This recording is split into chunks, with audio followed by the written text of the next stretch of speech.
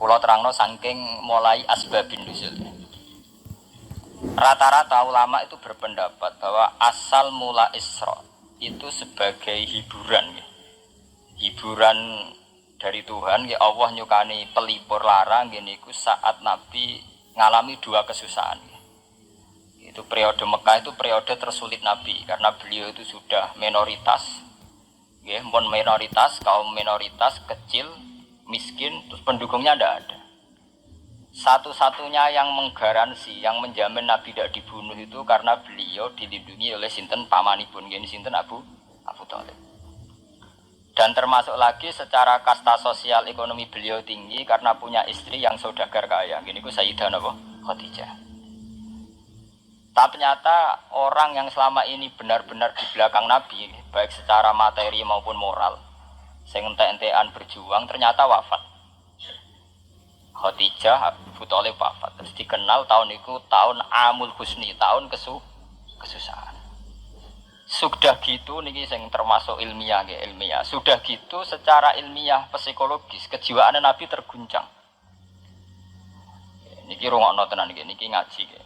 Terguncang itu karena secara mitos nggih, keyakinane tiyang Arab niku pun kadung kedikte embek keyakinan yang ditanamkan ulama-ulama Yahudi dan Nasrani. Nggih, kula baleni malih nggih.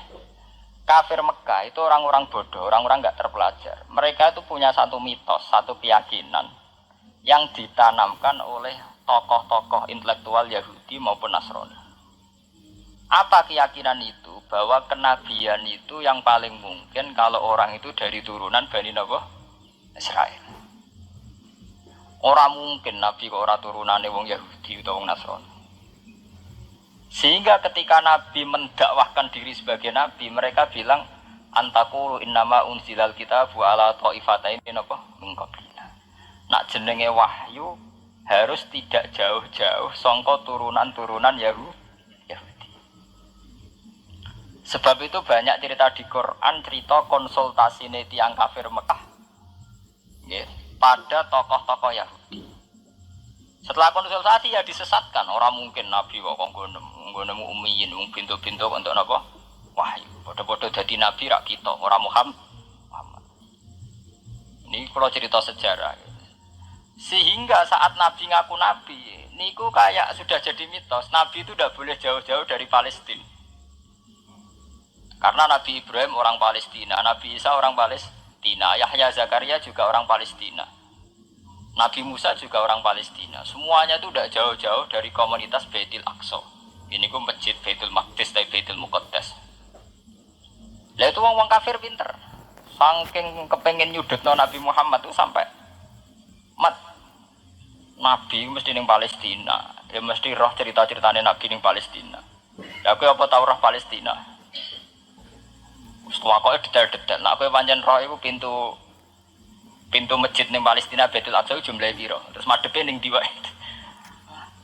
Jadi bahwa Nabi ngeklaim diri sebagai Nabi yang bisa membaca malakutas samawati, baca alam-alam gaib. Niku dites nek iso tenan saiki aku takok jumlahe pintu Baitul Maqdis piro.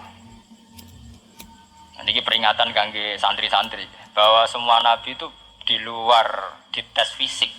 Artinya zaman Nabi sholat di masjid kayak teletong unta terus disiksa Abu Jahal itu hanya ujian-ujian fisik. Tapi di luar itu sebetulnya Nabi juga mengalami ujian-ujian intelektual. Ya kayak cerita-cerita di hadis Sahih, Nabi itu sering didatangi orang Yahudi ditanya, "Mat, saya punya 5 pertanyaan. Yang tahu itu hanya Nabi. Kalau kamu bisa jawab ya Nabi, kalau enggak ya tidak Nabi." Termasuk takokane, apa pertama yang dimakan ahli jannah saat masuk surga? Kok aneh-aneh. Terus kenapa anak itu kok kadang mirip bapaknya, mirip ibunya? So tak kok aneh-aneh. Dan itu berlanjut terus sampai Nabi di periode Madinah. Nah sebab itu Nabi itu secara intelektual itu diasah Tuhan lewat proses Isra. Di mana Nabi saat itu secara fasih bisa menjawab jumlah pintu Masjid Aqsa sekian. Perilaku Nabi Musa begini. Wajahnya Nabi Musa begini, wajahnya Nabi Ibrahim begini. Sampai di hati-hati Sahih, Nabi bisa menjelaskan detail. Nabi Musa itu rambutnya kayak ini, wajahnya kayak ini, ada mutiwal. Itu detail sekali Nabi. Sebab itu di sini diterangkan oleh Imam Suyuti, peristiwa Isra adalah peristiwa di mana Nabi berjumpa para sinten Nabi. Itu asal usulnya kenapa? Karena sudah kayak menjadi mitos, Nabi itu tidak boleh jauh-jauh dari tradisi Yahudi, tradisi Palestina. Paham ben sampean roh asal usulnya. Tapi kemudian asal usul itu sebetulnya hanya sementara, ya, hanya permainan politik. Ya, mau sampean ben roh sejarah, permainan politik, manipulasi politik. Sebetulnya Nabi itu ya tidak jauh-jauh dari beliau adalah keturunan Israel. Ya, Israel itu bukan menunjuk sebuah negara loh, sampean pun salah paham. Israel dalam bahasa Quran itu menunjuk auladi Yakub. Israel menjadi negara kan baru kemarin setelah diberi kemerdekaan Inggris, paham ya? Israel sebagai negara kan baru apa? Kemarin. Sehingga istilah Israel di Quran maupun di hadis adalah menunjuk auladi Yakub.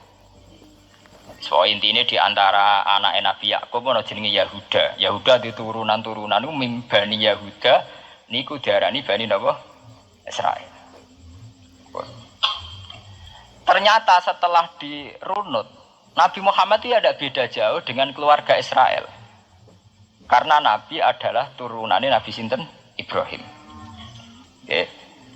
Nabi Ibrahim niku gada putra kalih sing gada turunan gini ku Ishak kalian Ismail.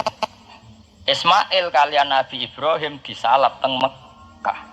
Ini ku sing disebut Quran inni askantu min dzurriyyati biwatin ghairi dzi sar'in inda baitikal muharram. Terus saking Nabi Ismail nurun-nurun ngantos Sayyid Adnan. Ya, mulane nak teng berjanji disebut wa adnanu bila raibin intadzabil ulumin nasabiyah ila dzabihi Ismail nisbatuhu wa muntama. Secara teori ilmu nasab Sayyid Adnan jelas-jelas wa adnanu bila raibin intadzabil ulumin nasabiyah ila dzabihi Ismail nisbatuhu wa muntama. Tapi yang menjadi masalah, yaitu tadi saya sudah bilang, seakan-akan Nabi Muhammad itu orang yang benar-benar berbeda dari dinasti itu, dari keturunan itu. Karena orang Yahudi, orang kafir Mekah di kepentingan menggagalkan kenabian Muhammad. Sehingga dilecehno Muhammad bin Abi Kabsah. Oh Muhammad yang cilik di rumah tukang angan wedes. Jadi, gue nak seneng kiai kan, inna akramakum indawi atqakum. Cek ben Karlan, cek Karmin pokoknya takwa ya kiai. Kiai. Tapi nak lagi gedeng kiai iku kan, anake Karlan kok kakean tingkah. Lah dhisik wong Mekah ya ngoten niku. Jadi nak muni Muhammad bin Abdullah bin Abdul Muthalib cek terhormat. Mereka adalah orang-orang bangsawan di seputar Quraisy. Nabi itu kastane Quraisy. Jadi kalau Muhammad bin Abdullah bin Abdul Muthalib cek ketok terhormat. Wong kafir pinter nang istilahna ora Muhammad bin Abdullah. Muhammad bin Abi Kabsah, mereka cilik Nabi tahu dirumat, cara kene ya Karlan ning penjara desa. Mulane Nabi tahu angon wedhus, mergo tahu de bapak angkat sing tukang napa? Wedhus. Lah wong Mekah pinter, dididik wong Yahudi. Kena istilahna aja Muhammad bin Abdullah bin Abdul Muthalib, iku cek kekerenan, terlalu napa? Keren. Jadi Muhammad bin Ibnu Abi Kabsah. Jadi wong nak seneng Pak Harto kan Soeharto jenderal besar. Nek sing gedhe wong kemusuk kan repot. Oh, terus nyebut desa asli ini asal nak seneng bupati ya jadi bupati orang nomor 1 di Bojonegoro nak gedeng golekno asal usule. Sing ngoten mun sunatullah mulai riyen sampai kiamat ya. Sunatullah ilati qad khalas napa? Min qabl. Walanta jidali sunnatil lain napa? Tabdila. Ya akan begitu. Nah sehingga peristiwa Isra itu satu peristiwa rohani. Selain peristiwa rohani nanti akan diwajibkan sholat, juga ada peristiwa intelektual, ada pengajaran intelektual. Bahwa semua nabi itu harus punya tradisi yang sama, punya karakter yang sama. Sehingga nabi dalam proses Isra itu dipertemukan dengan Nabi Ibrahim, Nabi Musa, nabi-nabi yang lain. Dan diskusi di situ juga ada diskusi-diskusi. Paham ya? Niki penting ya, penting kalau terangaken karena kalau tanpa tradisi yang berkelanjutan ya, sing disebut tenggene thariqah jenenge as-sanad al-mu'tabar, sanad sing mu'tabar utawi nak tenggene pondok-pondok kitab disebut sanad sing muttasil. Ini nanti semua tradisi kenabian akan melenceng. Kalau melenceng itu ngeri.